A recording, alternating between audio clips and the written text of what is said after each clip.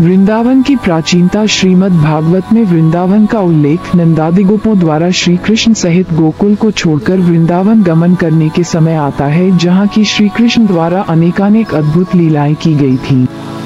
श्री कृष्ण जी के प्रपौत्र ने समस्त लीला स्थलियों को प्रतिष्ठापित किया तथा अनेक मंदिर, कुंड एवं सरोवरों आदि की स्थापना की थी।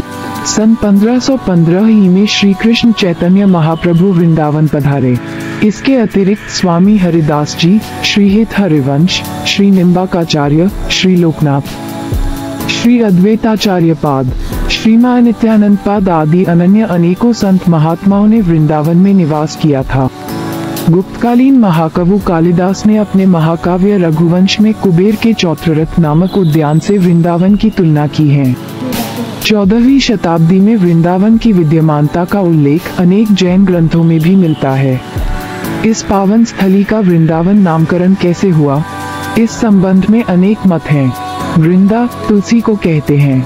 यहाँ तुलसी के पौधे अधिक थे, इसलिए इसे वृंदावन कहा गया। वृंदावन की अधिष्ठात्री देवी वृंदा है। कहते हैं कि वृंदा देवी का मंदिर सेवा कुंज वाले स्थान पर था। यहाँ आज भी छोटे छोटे सघन कुंज हैं। ब्रह्मा वैवर्त पुराण के अनुसार वृंदा राजा केदार की पुत्री थी। उसने इन वन स्थली में घोर तप किया था, अतः इस वन का नाम वृंदावन हुआ। कालांतर में यह वन धीरे धीरे बस्ती के रूप में विकसित होकर आबाद हुआ। इसी पुराण में कहा गया है कि श्री राधा के 16 नामों में से एक नाम वृंदा भी है। वृंदा अर्थात राधा अपने प्रिय श्री कृष्ण से मिलने की आकांक्षा लिए इस वन में निवास करती है और इस स्थान के कण कण को पावन तथा रसमय करती है। आदि वृंदावन इतिहास के पृष्ठों में कुछ विद्वानों के अनुसार यह वह वृंदावन नहीं है जहां भगवान श्री कृष्ण ने अपनी दिव्य लीलाओं के द्वारा प्रेम एवं भक्ति का साम्राज्य स्थापित किया था। ये लोग पौराणिक वर्णन के आधार लेकर कहते हैं कि वृंदावन के समीप गोवर्धन पर्वत की विद्यमानता बताई है, जबकि वह यहाँ से पर्याप्त दूरी पर है। कुछ लोग राधा कुंड को तो कुछ लोग कामा को वृंदावन सिद्ध करते हैं। उस काल में यमुना वहीं होकर बहती थी।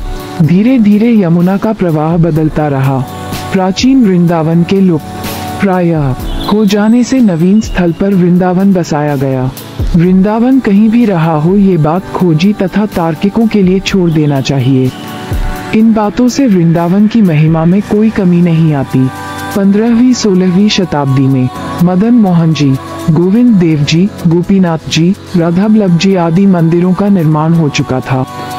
औरंगजेब के शासन के समय जब वृंदावन ही नहीं ब्रजमंडल के अनेक मंदिरों को नष्ट किया जा रहा था, तब वृंदावन के अनेक श्री विग्रहों के जयपुर आदि अन्य स्थानों को भेज दिया गया था। वृंदावन का नाम मोमनाबाद रखने का प्रयत्न किया, जो प्रचलित नहीं हो सका और सरकारी कागजातों तक ही सीमित रहा। सन 1718 ही से सन 1803 ही तक तो ब्रजमंडल में जाट राजाओं का आधिपत्य रहा, लेकिन सन 1757 में अहमद शाह ने ब्रजमंडल के मथुरा, महावन आदि तीर्थ स्थलों के साथ वृंदावन में भी लूटपाट की थी। सन 1801 के अंतिम काल में ब्रजमंडल के अनेक क्षेत्रों पर पुनः जाट राजाओं का फिर से हुकूमत हो गई। उसके बाद ही वृंदावन को पुनः प्रतिष्ठित होने का अवसर मिला। वृंदावन भारत के उत्तर प्रदेश राज्य के मथुरा जिले में स्थित एक महत्वपूर्ण धार्मिक व ऐतिहासिक नगर है। वृंदावन भगवान श्री कृष्ण की लीला से जुड़ा हुआ है। ये स्थान श्री कृष्ण की कुछ अलौकिक बाल लीलाओं का केंद्र माना जाता है। यहाँ विशाल संख्या में श्री कृष्ण और राधा रानी के मंदिर हैं।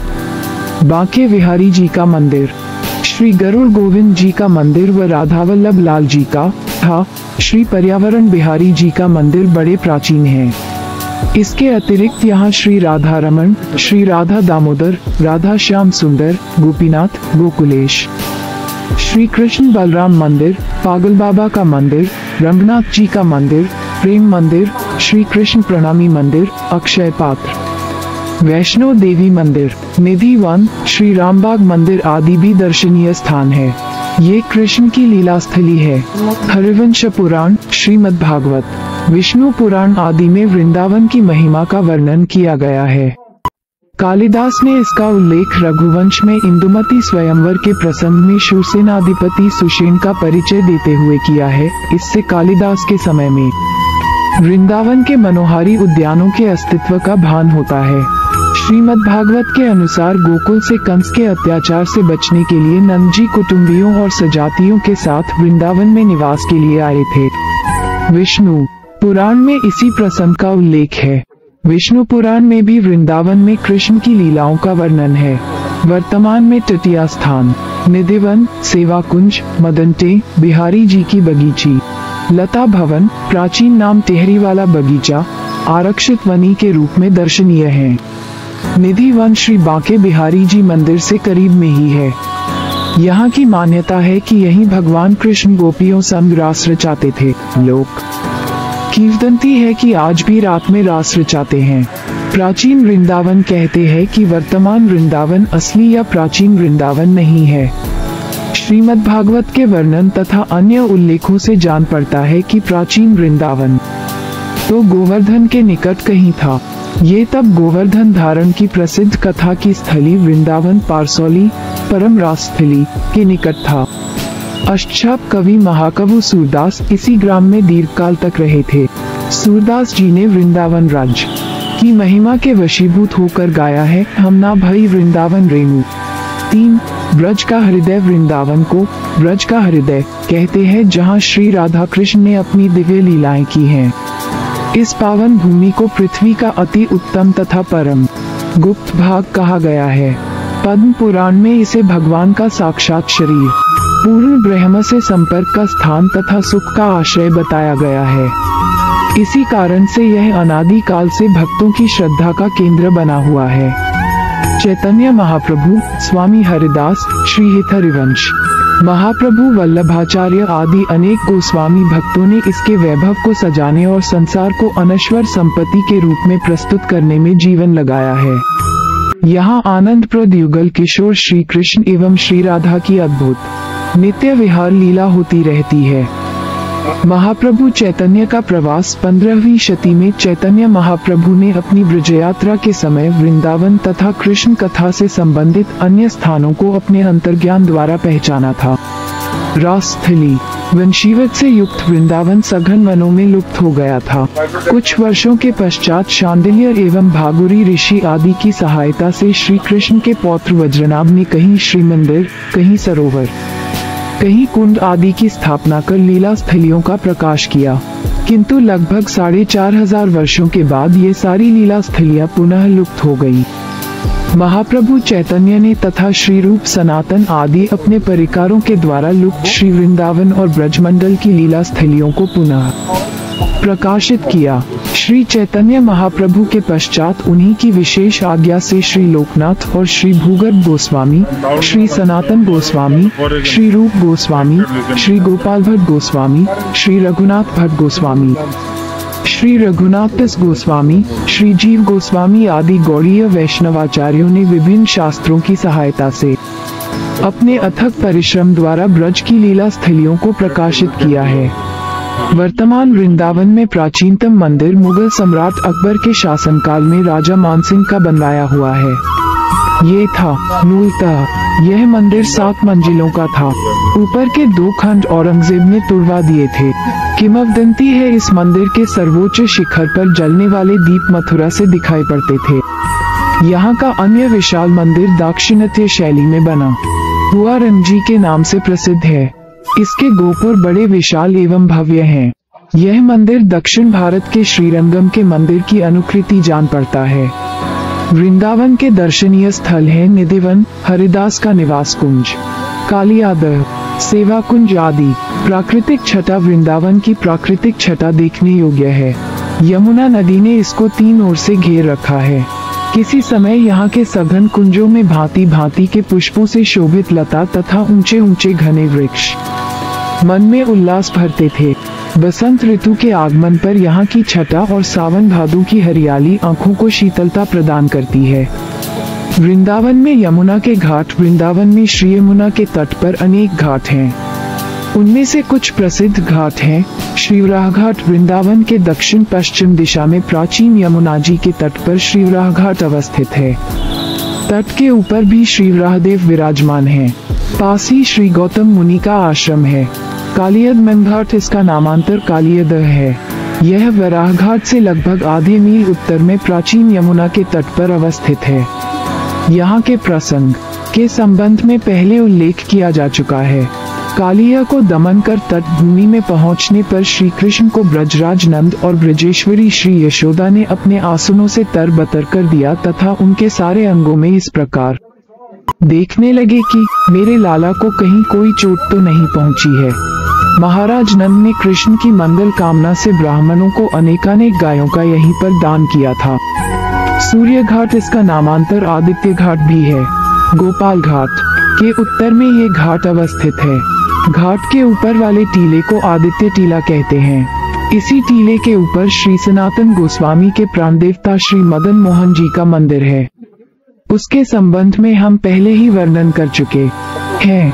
यहीं पर प्रस्कंदन तीर्थ भी है। युगल घाट सूर्य घाट के उत्तर में युगल घाट अवस्थित है। इस घाट के ऊपर श्री युगल बिहारी का प्राचीन मंदिर शिखर विहीन अवस्था में पड़ा हुआ है।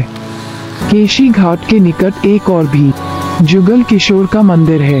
वह भी इसी प्रकार शिखर विहीन अवस्था में पड़ा हुआ है। श्री बिहार घाट युगल घाट के उत्तर में श्री बिहार घाट अवस्थित है।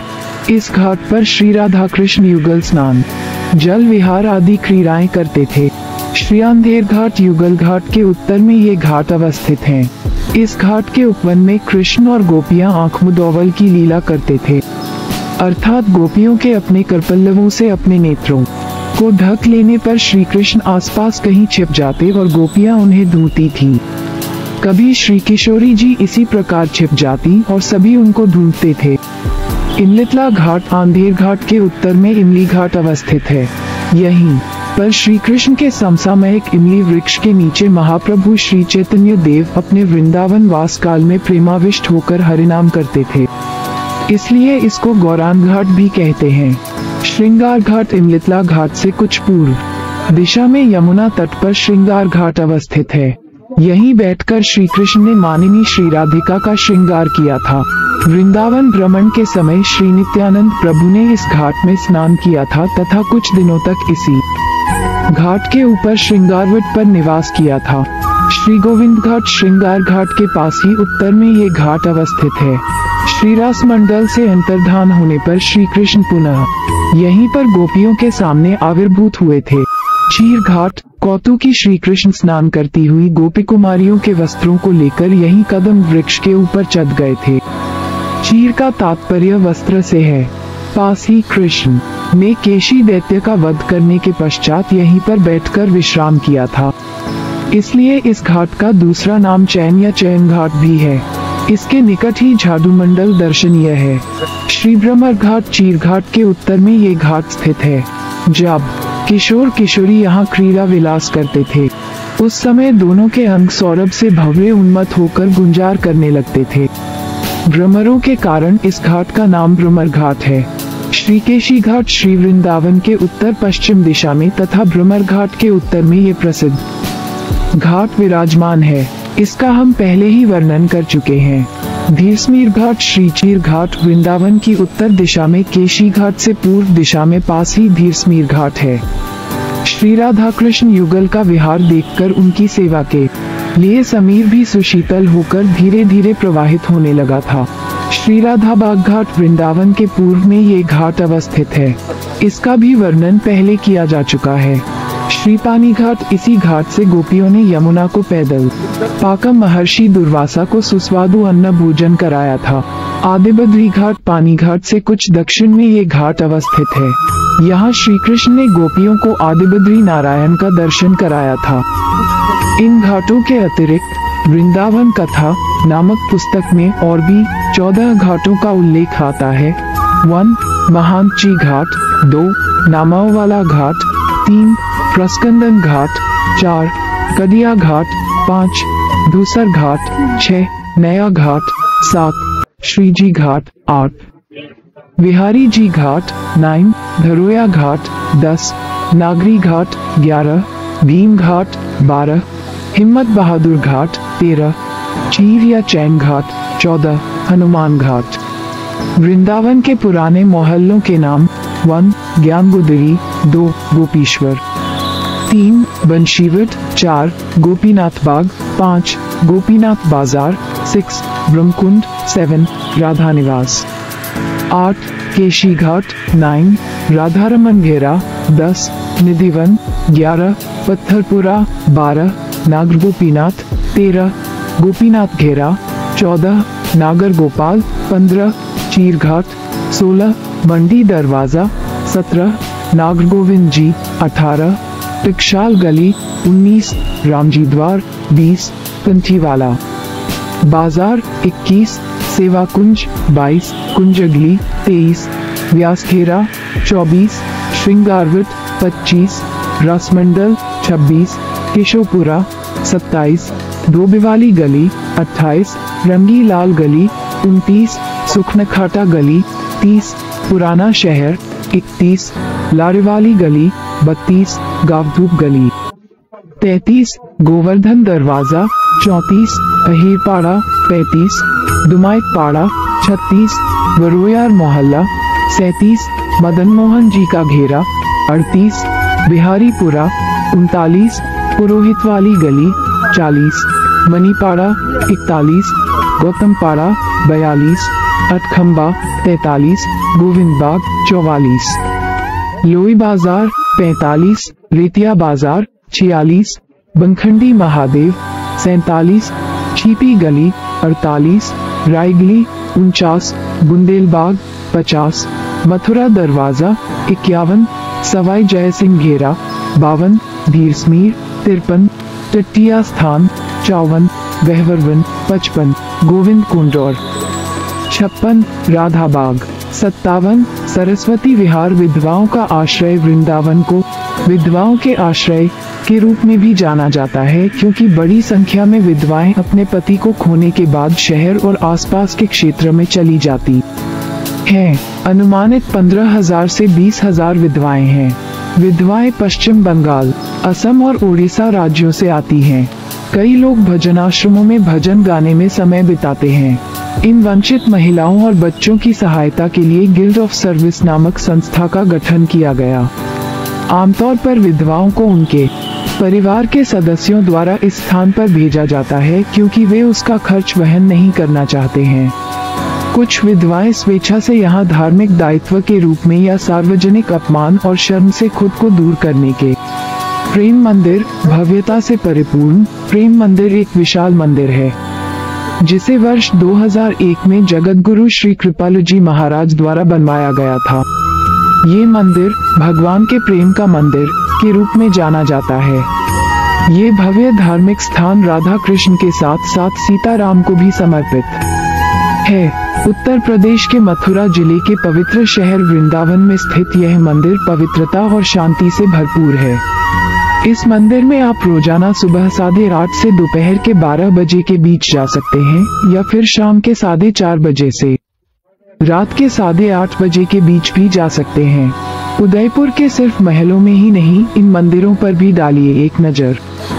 इनकी संरचनाएं करती हैं लोगों को आकर्षित। इस्कॉन वृंदावन मंदिर, ISKCON Vrindavan temple, ISKCON Vrindavan मंदिर श्री कृष्ण बलराम मंदिर के रूप में भी जाना जाता है।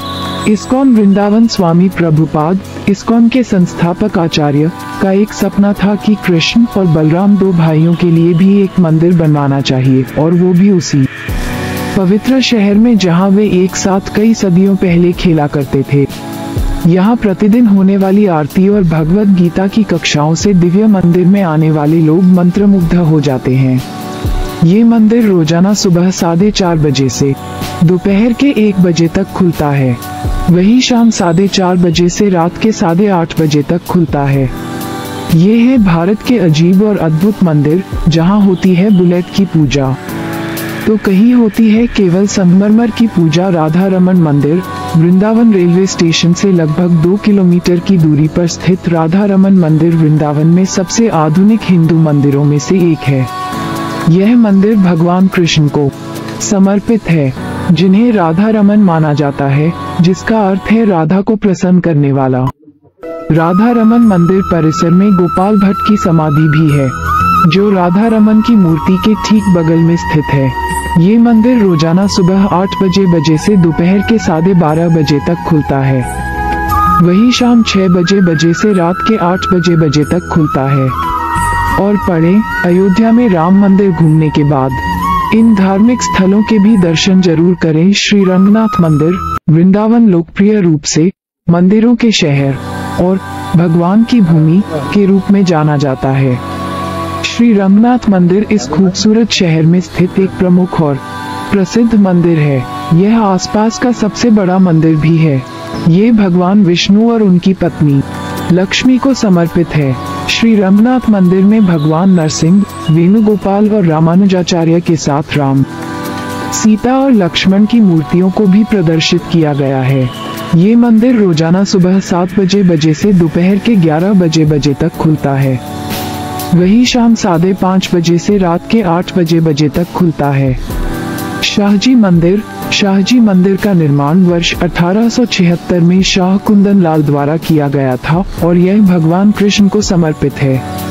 यहाँ के मुख्य देवता को छोटे राधा रमन के नाम से जाना जाता है। इसकी प्रभावशाली संगमरमर की संरचना में प्रत्येक 15 फीट की ऊंचाई के 12 सुंदर सर्पिल स्तंभ हैं और साथ ही हॉल में बसंती कामरा भी है, जो कि एक बेल्जियन के कांच का झूमर है। ये मंदिर रोजाना सुबह 8 बजे से दोपहर के 11 बजे तक खुलता है। वही शाम 5:30 बजे से रात के 7:30 बजे तक खुलता है। गोविंद देवी जी मंदिर माना जाता है कि जिस शहर में हिंदू भगवान कृष्ण ने अपना बचपन बिताया था, उसी शहर की गोद में बैठा गोविंद देव जी मंदिर पिछली 5 शताब्दियों से एक वास्तुशिल्प चमत्कार के रूप में खड़ा है। लाल बलुआ पत्थर से बने इस मंदिर में भगवान कृष्ण को उनके बचपन के घर में दिखाया गया है। वृंदावन मथुरा का एक जुड़वां शहर है, जहां श्री कृष्ण का जन्म हुआ था और ये गोकुल से सटा हुआ है, जहां माना जाता है कि उन्होंने अपने बचपन के शुरुआती साल यही बिताए थे। ये मंदिर रोजाना सुबह 4:30 बजे से दोपहर के 12:30 बजे तक खुलता है। वही शाम 5:30 बजे से रात के 9 बजे तक खुलता है। प्रियकांत जू मंदिर प्रियकांत जू को वृंदावन के सबसे खूबसूरत मंदिरों में से एक माना जाता है।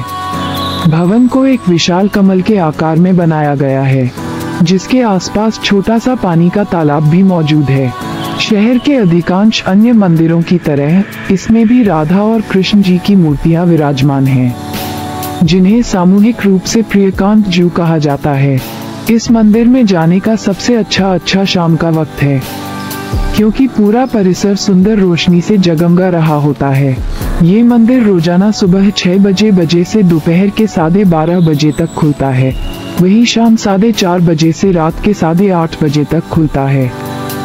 वृंदावन की रहस्यमयी वो जगह जहां एक दूसरे से लिपटे पेड़ रात में करने लगते हैं। महाराज निर्मल राजपूत मथुरा। कहा जाता है कि निधिवन में आज भी भगवान श्री कृष्ण गोपियों के साथ महारास करते हैं। महारास का वर्णन कई वेदों और पुराणों में देखने को मिलता है। इसका प्रमाण ये भी माना जाता है कि निधिवन में बने भगवान के रंगमहल में राधा जी के श्रृंगार के लिए रात्रि में रखे गए श्रृंगार के वस्तुएं सुबह रंग महल खोलने पर देखते हैं तो रखा गया श्रृंगार के सामान इस्तेमाल मिलता है। शयनशैया की चादर ऐसी लगती है जैसे कोई इस पर आकर आराम करके गया हो, और पीने के लिए रखा हुआ पानी लोटे में कम या बिल्कुल नहीं मिलता है। रंगमहल वही स्थान है जहां भगवान महारस के बाद अपनी थकान मिटने के लिए राधा रानी के साथ आराम किया करते थे। मिलते हैं चरणों के निशान। निधिवन में जितने भी पेड़ हैं वे एक दूसरे से इस तरह लिपटे हुए हैं मानो एक दूसरे को परस्पर अपनी बाहों में लिए हुए हो। कहा जाता है कि रात्रि में यही पेड़ कृष्ण और गोपियों का रूप धारण करते हैं और महारास करते हैं। निधिवन में आज भी भगवान के जगह जगह चरण चिन्ह देखने को मिलते हैं। रात में किसी ने जाने की हिमाकत की तो वो हो गया दुनिया से विदा। निधिवन में पूरे देश विदेश का केवल ऐसा मंदिर है जहां राधा जी को बांसुरी बजाते हुए दिखाया है। इसके पीछे की कथा ये है कि राधा जी को भगवान की बांसुरी से जलन होने लगी थी, तो उन्होंने भगवान की बांसुरी को चुराकर उनसे दूर करना चाहा था। क्योंकि जब भगवान अपनी बांसुरी को बजाते थे तो सभी गोप गोपिकाएं और गाय उस स्थान पर आ जाती थीं, जिससे जो राधा जी की कामना होती कि भगवान के साथ वह अकेले में कुछ क्षण बिताएं। इसलिए उन्होंने भगवान की बांसुरी को चुराकर ये देखना चाहा कि यदि मैं भी इस बांसुरी को बजाऊं तो क्या गोप गोपियां आदि आते हैं या नहीं। लेकिन ऐसा नहीं हुआ तो राधा जी ने स्वयं बांसुरी को भगवान से क्षमा मांगते हुए वापस कर दी। रात के अंधेरे में लोगों का आना है बंद। भगवान श्री कृष्ण रात्रि के समय आकर महारास करते हैं। यहाँ भक्तों द्वारा इस वन में स्वयं साफ सफाई करते हैं, झाड़ू लगाते हैं। भक्तों का मानना है कि जब रात्रि में भगवान यहाँ आकर महारास करें तो उनके पैरों में कहीं कांटे या कंकड़ न लग जाएं। इसलिए इस वन की सफाई करते हैं। इस महाराज को अभी तक किसी ने नहीं देखा है और यदि किसी ने देखने की कोशिश की तो वह इस काबिल नहीं रहा कि वह किसी को इसके बारे में बता सके। इस महाराज को देखने वाला पागल हो जाता है या फिर इस महाराज को देखने के बाद मर जाता है। यही कारण है कि इस वन के आसपास बने मकानों के खिड़की महाराज देखने के लिए बनाई गई थी, लेकिन इसके परिणाम भयानक होने के कारण उन खिड़कियों को बंद करा दिया। इस महाराज को देखने की हिम्मत इंसान तो दूर वरन यहाँ रहने वाले पशु पक्षी भी नहीं करते हैं। यहाँ रहने वाले बंदर भी रात्रि में निकल जाते हैं। यदि गलती से भी कोई यहाँ रात्रि में रह जाता है तो उसे इसकी कीमत अपनी जान देकर चुकानी पड़ती है। दर्शनीय स्थल वर्तमान वृंदावन में प्राचीनतम मंदिर गोविंद देव जी का मंदिर राजा मानसिंह का बनवाया हुआ है। यह मुगल सम्राट अकबर के शासनकाल में बना था।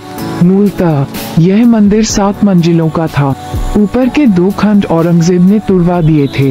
कहा जाता है कि इस मंदिर के सर्वोच्च शिखर पर जलने वाले दीप मथुरा से दिखाई पड़ते थे। यहाँ का विशालतम मंदिर रणजी के नाम से प्रसिद्ध है। ये दाक्षिणात्य शैली में बना हुआ है। इसके गोपुर बड़े विशाल एवं भव्य हैं।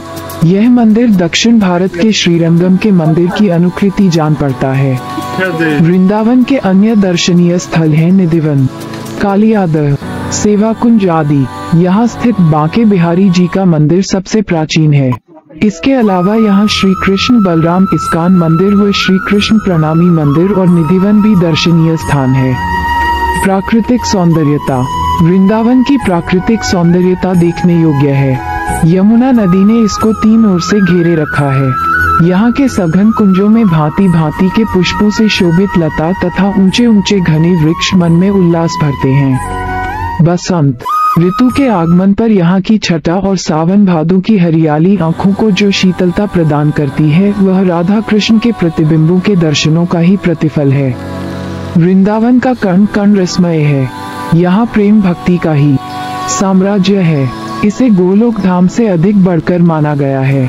यही कारण है कि हजारों धर्म परायण जन यहाँ अपने अपने कामों से अवकाश प्राप्त कर अपने शेष जीवन को बिताने के लिए यहाँ अपने निवास स्थान बनाकर रहते हैं। वे नित्य प्रति रासलीला, साधु संगतों, हरिनाम संकीर्तन, भागवत आदि ग्रंथों के होने वाले पाठों में सम्मिलित होकर धर्म लाभ प्राप्त करते हैं। ब्रज के केंद्र में स्थित वृंदावन में सैकड़ों मंदिर हैं, जिनमें से अनेक ऐतिहासिक धरोहर भी है। यहाँ सैकड़ों आश्रम और कई गौशालाएं हैं। गौड़ीय वैष्णव और हिंदुओं के धार्मिक क्रियाकलापों के लिए वृंदावन विश्व भर में प्रसिद्ध है। देश से पर्यटक और तीर्थ यात्री यहाँ आते हैं। सूरदास, स्वामी हरिदास, चैतन्य महाप्रभु के नाम वृंदावन से हमेशा के लिए जुड़े हुए हैं। नामकरण। इस पावन स्थली का वृंदावन नामकरण कैसे हुआ, इस संबंध में अनेक मत हैं। वृंदा तुलसी को कहते हैं। यहाँ तुलसी के पौधे अधिक थे, इसलिए इसे वृंदावन कहा गया। वृंदावन की अधिष्ठात्री देवी वृंदा है। कहते हैं कि वृंदा देवी का मंदिर सेवा कुंज वाले स्थान पर था। यहाँ आज भी छोटे छोटे सघन कुंज हैं। श्री वृंदा देवी के द्वारा परिसेवित परम रमणीय विविध प्रकार के सेवा कुंजों और केली कुंजों द्वारा परिव्याप्त इस रमणीय वन का नाम वृंदावन है। यहाँ वृंदा देवी का सदा सर्वदा अधिष्ठान है। वृंदा देवी श्री वृंदावन की रक्षयित्री पालित्री वन देवी है। वृंदावन के वृक्ष, लता, पशु पक्षी सभी इनके आदेशवर्ती और अधीन हैं। श्री वृंदा देवी की अधीनता में अगणित गोपियां नित्य निरंतर कुंज सेवा में संलग्न रहती हैं। इसलिए यही कुंज सेवा की अधिष्ठात्री देवी हैं। पौर्णमासी योगमाया पराख्या महाशक्ति हैं। गोष्ठ और वन में लीला की सर्वांगिकता का संपादन करना योगमाया का कार्य है। योगमाया समाष्टभूता स्वरूप शक्ति हैं। इन्हीं योगमाया की लीलावतार हैं भगवती पौर्णमासी जी। दूसरी ओर राधा कृष्ण के निकुंज विलास और रास विलास आदि का संपादन कराने वाली वृंदा देवी हैं। वृंदा देवी के पिता का नाम चंद्रभानु, माता का नाम फुलरा गोपी तथा पति का नाम महिपाल है। ये सदैव वृंदावन में निवास करती हैं। ये वृंदा, वृंदारिका, मैना, मुरली आदि दूती सखियों में सर्वप्रधान हैं। यही वृंदावन की वनदेवी तथा श्री कृष्ण की लीलाख्या महाशक्ति की विशेष मूर्ति विरूपा है। इन्हीं वृंदा ने अपने परिसेवित और परिपालित वृंदावन के साम्राज्य को महाभाव स्वरूप वृषभानु नंदिनी राधिका के चरण कमलों में समर्पण कर रखा है। इसीलिए राधिका जी ही वृंदावनेश्वरी हैं। ब्रह्मवैवर्त पुराण के अनुसार वृंदा राजा केदार की पुत्री थी। उसने इस वनस्थली में घोर तप किया था, अतः इस वन का नाम वृंदावन हुआ। कालांतर में यह वन धीरे धीरे बस्ती के रूप में विकसित होकर आबाद हुआ। ब्रह्म वैवर्त पुराण में राजा कुष्ठध्वज की पुत्री जिस तुलसी का शंखचूड़ से विवाह आदि का वर्णन है, तथा पृथ्वी लोक में हरिप्रिया वृंदा या तुलसी जो वृक्ष रूप में देखी जाती हैं, ये सभी सर्वशक्तिमयी राधिका की कायव्यूहा स्वरूपा सदा सर्वदा वृंदावन में निवास कर और सदैव वृंदावन के निकुंजों में युगल की सेवा करने वाली वृंदा देवी की अंश प्रकाश या कला स्वरूपा है। इन्हीं वृंदा देवी के नाम से यह वृंदावन प्रसिद्ध है। इसी पुराण में कहा गया है कि श्री राधा के 16 नामों में से एक नाम वृंदा भी है। वृंदा अर्थात राधा अपने प्रिय कृष्ण से मिलने की आकांक्षा लिए इस वन में निवास करती हैं और इस स्थान के कण कण को पावन तथा रसमय करती हैं। धार्मिक ग्रंथ श्रीमद्भागवत महापुराण में वृंदावन की महिमा अधिक है। यहाँ पर उस परब्रह्म परमात्मा ने मानव रूप अवतार धारण कर अनेक प्रकार की लीलाएं की। यह वृंदावन ब्रज में आता है। ब्रज अर्थात व से ब्रह्म और शेष रह गया रज, यानी यहाँ ब्रह्म ही रज के रूप में व्याप्त हैं। इसीलिए इस भूमि को व्रज कहा जाता है। उसी व्रज में यह वृंदावन भी आता है। विशेषकर यह वृंदावन भगवान श्री कृष्ण की लीला क्षेत्र है। किसी संत ने कहा है कि वृंदावन सो वन नहीं, नंदगांव सो गांव, बंशीवत सो बट नहीं, कृष्ण नाम सो नाम। अर्थात वृंदावन के बराबर संसार में कोई पवित्र वन नहीं है और नंदगांव के बराबर कोई गांव, बंशीवट के बराबर कोई वट वृक्ष नहीं है। कृष्ण नाम के बराबर कोई दूसरा नाम श्रेष्ठ नहीं है। इस वृंदावन में भगवान श्री कृष्ण की चिन्मय रूप प्रेमरूपा राधा जी साक्षात विराजमान हैं। राधा साक्षात भक्ति रूपा है। इसलिए इस वृंदावन में वास करने तथा भजन कीर्तन एवं दान इत्यादि करने से 100 गुना फल प्राप्त होता है। शिरोमणि श्रीमद्भागवत में यत्र तत्र सर्वत्र ही श्री वृंदावन की प्रचुर महिमा का वर्णन प्राप्त होता है। नंद बाबा के एवं ज्येष्ठ भ्राता श्री उपानंद जी कह रहे हैं, उपद्रवों से भरे हुए इस गोकुल महावन में न रहकर तुरंत सब प्रकार से सुरम्य, तृणों से आच्छादित, नाना प्रकार की वृक्ष वल्लरियों तथा पवित्र पर्वत से सुशोभित, गो आदि पशुओं के लिए सब प्रकार से सुरक्षित इस परम रमणीय वृंदावन में हम गोपियों के लिए निवास करना कर्तव्य है। 6. चतुर्मुख ब्रह्मा श्री कृष्ण की अद्भुत लीला माधुरी का दर्शन कर बड़े विस्मित हुए और हाथ जोड़कर प्रार्थना करने लगे। ब्रह्मा जी कह रहे हैं, अहो, आज तक भी श्रुतियां जिनके चरण कमलों की धूली को अन्वेषण करके भी नहीं पा सकी हैं, वे भगवान मुकुंद जिनके प्राण एवं जीवन सर्वस्व हैं। इस वृंदावन में उन ब्रजवासियों में से किसी की चरण धूली में अभिषिक्त होने योग्य तृण गुण या किसी भी योनि में जन्म होना मेरे लिए महासौभाग्य की बात होगी। यदि इस वृंदावन में किसी योनि में जन्म लेने की संभावना न हो तो नंद गोकुल के प्रांत भाग में भी किसी शिला के रूप में जन्म ग्रहण करूं, जिससे वहां की मैला साफ करने वाली जमादारनियां भी अपने पैरों को साफ करने के लिए उन पत्थरों पर पैर रगड़ें, जिससे उनकी चरण धूली को स्पर्श करने का भी सौभाग्य प्राप्त हो।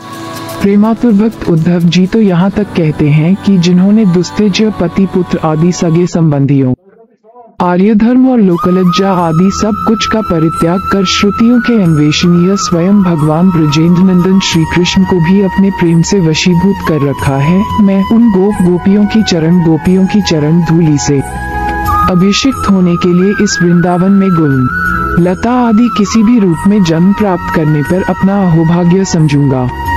रंगभूमि में उपस्थित माथुर रमनिया वृंदावन की भूरी भूरी प्रशंसा करती हुई कह रही हैं, आहा, इन तीनों लोकों में श्री वृंदावन और वृंदावन में रहने वाली गोप रमनिया ही धन्य है, जहाँ परम पुराण पुरुष श्री कृष्ण योगमाया के द्वारा निगूढ़ रूप में मनुष्योचित लीलाएं कर रहे हैं। विचित्र वनमाला से विभूषित होकर बलदेव और सखाओं के साथ मधुर मुरली को बजाते हुए गोचारण करते हैं तथा विविध प्रकार के क्रीड़ा विलास में मग्न रहते हैं। कृष्ण प्रेम में उन्मत्त एक गोपी दूसरी गोपी को संबोधित करती हुई कह रही है, अरे सखी, यह वृंदावन वैकुंठ लोक से भी अधिक रूप में पृथ्वी की कीर्ति का विस्तार कर रहा है, क्योंकि यह यशोदा नंदन श्री कृष्ण के चरण कमलों के चिन्हों को अपने अंक में धारण कर अत्यंत सुशोभित हो रहा है। सखी, जब रसिकेंद्र श्री कृष्ण अपनी विश्व मोहिनी मुरली की तान छेड़ देते हैं, उस समय वंशीध्वनि को मेघा गर्जन समझकर मयूर अपने पंखों को फैलाकर उन्मत्त की भांति नृत्य करने लगते हैं। इसे देखकर पर्वत के शिखरों पर विचरण करने वाले पशु पक्षी संपूर्ण रूप से निस्तब्ध होकर अपने कानों से मुरली ध्वनि तथा नेत्रों से मयूरों के नृत्य का रसास्वादन करने लगते हैं। स्वयं सुखदेव गोस्वामी जी परम पुलकित होकर वृंदावन की पुनः पुनः प्रशंसा करते हैं। अपने सिर पर मयूर पिच्छ, कानों में पीले कनेर के सुगंधित पुष्प, श्याम अंगों पर स्वर्णिम पीतांबर, गले में पंचरंगी पुष्पों की चरण लंबित वनमाला धारण कर अपनी अधर सुधा के द्वारा वेणु को प्रपूरित कर उसके मधुर नाद से चर अचर सबको मुग्ध कर रहे हैं तथा ग्वालबाल जिनकी कीर्ति का गान कर रहे हैं। ऐसे भुवन मोहन नटवर वेश धारण कर श्री कृष्ण अपने श्रीचरण चिन्हों के द्वारा सुशोभित करते हुए परम रमणीय वृंदावन में प्रवेश कर रहे हैं। इसलिए अखिल चिदानंद रसों से आप्लावित मधुर वृंदावन को छोड़कर श्री कृष्ण कदापि अन्यत्र गमन नहीं करते हैं। एक रसिक और भक्त कवि ने वृंदावन के संबंध में श्रुति पुराणों का सार गागर में सागर की भांति संकलन कर ठीक ही कहा है, ब्रज समुद्र मथुरा कमल वृंदावन मकरंद, ब्रज वनिता सब पुष्प है मधुकर गोकुल चिंद।